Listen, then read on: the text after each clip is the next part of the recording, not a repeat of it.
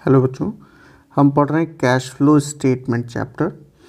और cash flow statement में हमने पिछली वीडियो में cash flow from investing activities का फॉर्मेट देख लिया था और cash flow from investing activities में क्या क्या आता है वो देख लिया। इस वीडियो में हम प्रैक्टिकल प्रॉब्लम्स सॉल्व करेंगे। 2 क्वेश्चन देखते हैं। यहाँ पे क्वेश्चन हमारा पहला क्वेश्चन क्या है, तो पहला क्वेश्चन हमारा दिया है From the following information, calculate the amount of cash flow from investing activities। तो पहला दिया land purchase during the year, non current investment purchase during the year, fixed tangible asset यानी machinery purchase, fixed tangible asset sold, sale of non current investment, sale of tangible fixed assets machinery, interest received on debenture held as investment, dividend received on shares as investment। तो अब यहाँ पे देखिए investing activities में आपको 2 चीज़ें हमने बताई थी। एक बताया था इनफ्लो और दूसरा बताया था आपको आउटफ्लो। इनफ्लो में क्या होता है, जब भी हम किसी फिक्स एसेट्स को सेल करते हैं या कोई एसेट्स कोई प्रॉपर्टी ऐसी होती है जो हमने इन्वेस्टमेंट के पर्पज़ से परचेज़ किया हो और उस पर हमारी कोई इनकम हो रही हो, तो वो इनफ्लो में आता है। आउटफ्लो में कब आता है, जब भी किसी एसेट पे कोई पैसा हम खर्च करते हैं तो वो किस में आता है, आउटफ्लो में। यानी वो एसेट हमने क्या किया हो, परचेज़ किया हो, तो वो किस में आएगा, आउटफ्लो में आएगा। ठीक है। और इसमें किस टाइप के एसेट्स आते हैं, only non current assets, non current assets इसमें आते हैं।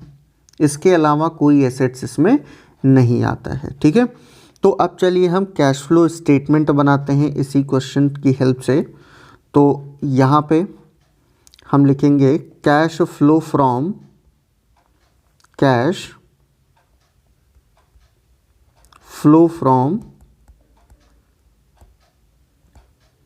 Investing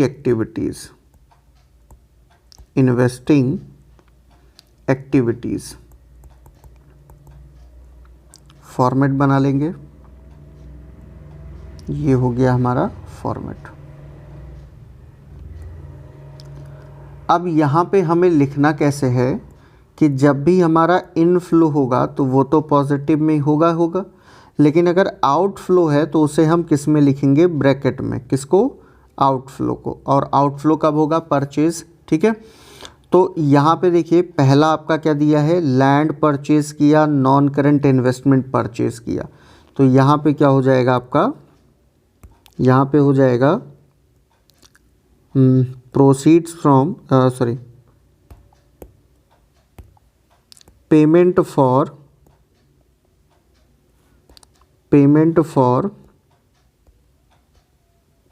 purchase of land. कितने का परचेज किया था हमने, 5 लाख रुपीज़ का।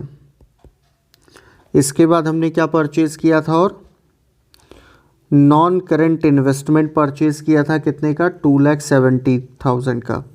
तो payment for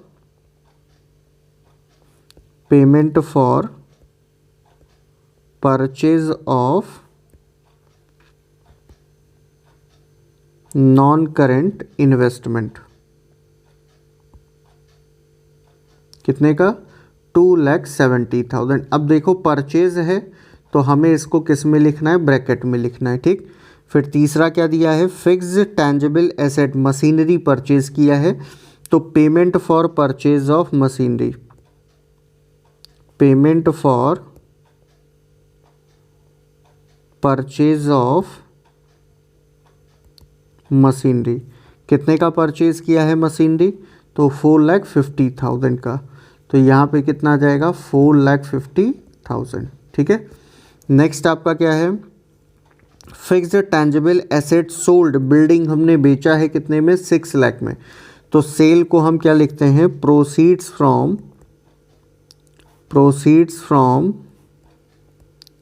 sale of building. अच्छा, इसमें आप सीक्वेंस से लिख रहे हैं, परचेज सारे इकट्ठे लिख लो, सेल इकट्ठे लिख लो तो ठीक है, ज़्यादा बेटर होगा। बट अगर आप जैसे क्वेश्चन में दिया उसी हिसाब से कर लेते हैं तो भी कोई दिक्कत आपको नहीं आएगी, ठीक है। तो ये कितना हो जाएगा 6 लाख रुपीज़, विदाउट ब्रैकेट लिखेंगे क्योंकि इससे पैसा आया है, इनफ्लो है।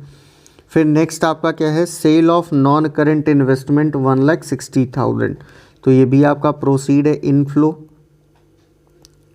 Proceeds from sale of non current investment, non current investment, तो नॉन करेंट इन्वेस्टमेंट से कितना आया 1,60,000। फिर नेक्स्ट आपका क्या है, sale of tangible fixed assets machinery 2,10,000 में मशीनरी को सेल किया है, तो हो जाएगा proceeds from sale of machinery 2,10,000। फिर नेक्स्ट आपका क्या दिया है, नेक्स्ट आपके पास क्या है, interest received on debenture held as investment 1,10,000, तो यहाँ पे हो जाएगा इंटरेस्ट पूरा लिख लो या प्रोसीड्स फ्रॉम लिख लो, इंटरेस्ट रिसीव्ड ऑन डिबेंचर्स, कितना इंटरेस्ट हमें मिला था 1,10,000, ठीक है। और फिर हमारे पास लास्ट में क्या आएगा वो भी देख लेते हैं, लास्ट में क्या आ रहा है, तो लास्ट में हमारे पास आ रहा है dividend received on shares as investment 30,000, तो यहाँ पे हो जाएगा डिविडेंड रिसीव्ड ऑन शेयर्स कितना मिला था 30,000, तो ये हो गया पॉजिटिव में, ठीक। अब हम टोटल कर लेंगे और नेट इनफ्लो और आउटफ्लो या जो कैश यूज्ड है ना, या कैश फ्लो है वो हम कैलकुलेट कर लेंगे। तो यहाँ निगेटिव में देखिए हमारे पास कितना है 5 to 7, 7 और 4 11 और 7,50,000, 7,000 और 50,000 यानी 1,20,000, तो ये हो जाएगा 12,20,000। ये हो गया हमारा निगेटिव में। पॉजिटिव में कितना है ऐड कर लो 6 और 160 यानी ये हो गया हमारे पास 7,60,000, 210 और 110 3,20,000 यानी ये हो गया 10,80,000 और इसके बाद जो है 30,000 और ऐड हो जाएगा, तो ये हमारे पास हो जाएगा 11,10,000।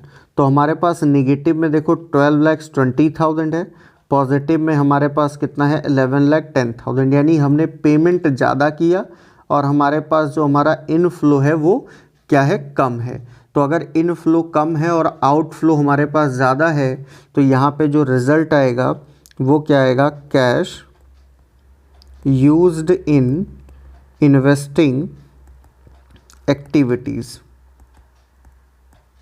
कितना आएगा, तो यहाँ पे 12,10 से 11,10,000 माइनस आप कर दो तो यहाँ पे आपको रिजल्ट मिल जाएगा 1,10,000। तो 1,10,000 कैश हमने यूज़ किया किसमें, इन्वेस्टिंग एक्टिविटीज़ में। नेक्स्ट क्वेश्चन हमारा, नेक्स्ट क्वेश्चन ये रहा, क्वेश्चन नंबर 5 लिया है हमने अल्टीमेट अकाउंटेंसी बुक का। From the following information calculate the amount of cash flow from investing activities. Plant and machinery हमारे पास जो है 31 मार्च 2020 को कितना था 8 लाख, 21 में और 20 में 6 लाख, यानी ये हमारा क्या है ओपनिंग बैलेंस है। ये कौन सा बैलेंस है, ओपनिंग, और ये कौन सा बैलेंस है, क्लोजिंग बैलेंस है, ठीक। Computers 2 lakh 2 lakh, closing opening बराबर है। Computer software 80,000 90,000, 80,000 closing 90,000 opening. 6% per annum investment, closing 150, opening 1 lakh. Accrued interest on 6% per annum investment, closing 2,50,000 और यहाँ पे ओपनिंग 0 था। लैंड एट कॉस्ट पे है 2,50,000 क्लोजिंग, 4,30,000 ओपनिंग। अब हमने आपको बताया था कि डायरेक्ट अगर इन्फॉर्मेशन दिया तो ठीक है, हम डायरेक्ट लिख लेंगे, बट अगर हमें ओपनिंग क्लोजिंग सारे बैलेंसेस दिए हैं और कुछ एडिशनल इन्फॉर्मेशन है तो कुछ एक्स्ट्रा अकाउंट भी बनाने पड़ सकते हैं। तो देखिए क्या क्या है। पहला है 6% per annum investment was made on 1 अक्टूबर। तो अगर इन्वेस्टमेंट हमने 1 अक्टूबर को किया है तो हमारा इन्वेस्टमेंट 6% इन्वेस्टमेंट कितना था, ओपनिंग में था 1 लाख, ओपनिंग में कितना था 1 लाख, और इसका 6% हम कैलकुलेट कर लेंगे पहले, तो ये हमारा कितना हो जाएगा 6000। बट यहाँ देखो क्लोजिंग में 50,000 बढ़ रहा है, 50,000 बढ़ा, यानी ये जो एडिशनल हमने 50,000 किया है ये कब किया है, अक्टूबर में। तो यहाँ पे अक्टूबर से मार्च कितना 6 मंथ होगा, 6/12 हो जाएगा। तो ये कितना हो जाएगा 6 2 ज़ा 12, 2 3 ज़ा 6 और 5 3 ज़ा 15, 1500, यानी टोटल कितना होगा 7500 होगा हमारा क्या यहाँ पे इंटरेस्ट ऑन इन्वेस्टमेंट। क्या होगा, इंटरेस्ट ऑन इन्वेस्टमेंट कितना हो जाएगा हमारे पास यहाँ पे 7500 का हो जाएगा। ठीक है, आगे बढ़ते हैं। Land was sold at a gain और profit of 25% on cost. Land को हमने बेचा, तो लैंड यहाँ पे देखो एट कॉस्ट पहले 430 था, अब 250 है, यानी कि 430 में से 250 जाएगा तो कितने कॉस्ट का हमने बेचा है ये हमें पता चल जाएगा। तो 1,80,000 रुपीज़ कॉस्ट का लैंड हमने बेचा 25% प्रॉफिट पे। तो 25% अगर हम इसका निकालेंगे तो वो कितना हो जाएगा 45,000, कितना हो जाएगा 45, यानी सेल हमने लैंड का जो किया वो कितने का किया, इसको हम अगर ऐड कर लें 5 2 2, 2,25,000 में हमने क्या किया है, लैंड को सेल किया है। ठीक है, अब इसके बाद आगे बढ़ते हैं। Depreciation charge on plant and machinery was ₹60,000, depreciation charge हुआ। फिर एक एडिशनल इन्फॉर्मेशन दिया है कि अ machinery with a book value of ₹50,000 was sold at a loss of 20%। तो हम मशीनरी का क्या करेंगे, अकाउंट बनाएंगे, मशीनरी का क्या करेंगे, अकाउंट बनाएंगे। अब एक चीज़ ध्यान रखना कि यहाँ पे ये जो हमें 7,500 इंटरेस्ट मिला था, इसमें से एक चीज़ बताया है कि 2,500 एक्रूड भी है, अभी नहीं मिला। तो इनफ्लो का मतलब क्या होता है कि जो हमें मिल चुका है, तो 2,500 माइनस कर देंगे तो इंटरेस्ट ऑन इन्वेस्टमेंट हमें कितना लिखना है, सिर्फ और सिर्फ 5,000 रुपीज़ ही लिखना है यहाँ पे। ठीक है, तो ये एक इन्फॉर्मेशन हमारे पास आ गया है, कुछ इन्फॉर्मेशन मिल गया। प्लांट एंड मशीनरी का हम अकाउंट बना लेंगे। लैंड के बारे में हमने निकाल लिया कि 2,25,000 में बिका है। ठीक है, इसके बाद इन्वेस्टमेंट का भी देख लेंगे एक चीज़ यहाँ पे कि 1 लाख से कितना 150 हुआ, यानी इन्वेस्टमेंट हमारा 50,000 रुपीज़ का इन्वेस्टमेंट परचेज भी हुआ है। जो इन्वेस्टमेंट है वो क्या हुआ है, परचेज भी हुआ। तो सारे इन्फॉर्मेशन आ गए हैं हमारे पास। अब हम इसकी हेल्प से बना लेंगे यहाँ पे cash flow from investing activities. तो क्वेश्चन को मैं कर देता हूँ छोटा, आप लोगों ने देख ही लिया होगा। ठीक है, अब मैं यहाँ पे बना रहा हूँ cash flow from investing activities,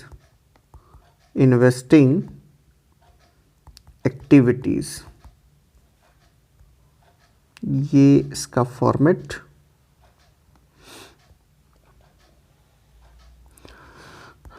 अब देखिए सबसे पहले हम कहाँ से स्टार्ट करें, जो इजीली हमने कैलकुलेट कर लिया उसको हम यहाँ पे लिख लें। तो यहाँ पे हम लिख लेते हैं सबसे पहले payment for purchase of investment.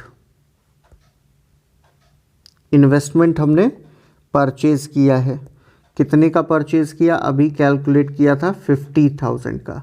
ठीक, फिर इसके बाद interest on investment, interest on investment अभी हमने कैलकुलेट कितना किया था 5,000। तो ये 50,000 परचेज है, आउटफ्लो है, ब्रैकेट करेंगे, इंटरेस्ट इनफ्लो है, इसलिए किस में होगा, पॉजिटिव में होगा। ठीक, इसके बाद हमने एक चीज़ और परचेज किया था, कैलकुलेट किया था हमने यहाँ पे, proceeds from sale of land. हमने लैंड को सेल किया था कितने में, 2,25,000 में। कितने में, 2,25,000 में। ठीक, ये हमें इतना मिल गया। अब हम बनाएंगे यहाँ पे प्लांट एंड मशीनरी अकाउंट। तो बना लेते हैं प्लांट एंड मशीनरी अकाउंट। तो ये हमारा हो गया अकाउंट। हमारे पास ओपनिंग बैलेंस है, तो 2 बैलेंस ब्रॉट डाउन।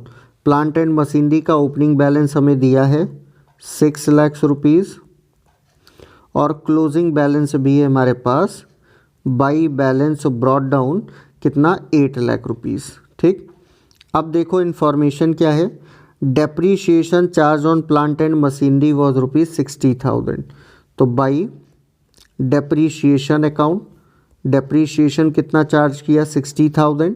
फिर लिखा है अ machinery with a book value of 50,000 was sold at a loss of 20%। साफ साफ लिखा है कि 50,000 का था, तो यहाँ पे बाई क्या लिखेंगे, बैंक, बाई बैंक अकाउंट।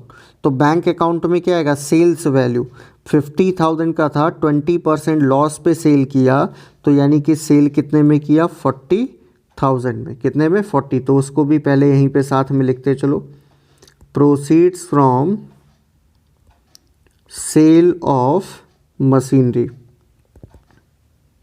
कितना, 40,000। ठीक, फिर इसके बाद लॉस 20% था, तो प्रॉफिट एंड लॉस में कितना चला जाएगा, 10,000। 50,000 का 20% 10,000। और कोई इन्फॉर्मेशन नहीं है, हम टोटल कर लेंगे। तो क्रेडिट का टोटल हमारा कितना आ रहा है, ये आ रहा है 9,10,000। कितना, 9,10,000। तो डेबिट साइड में डिफरेंस कितना हमारे पास बच रहा है, 3,10,000। तो ये हमारा क्या होगा, 2 बैंक अकाउंट, और ये बैंक अकाउंट हमारा क्या होगा, परचेज।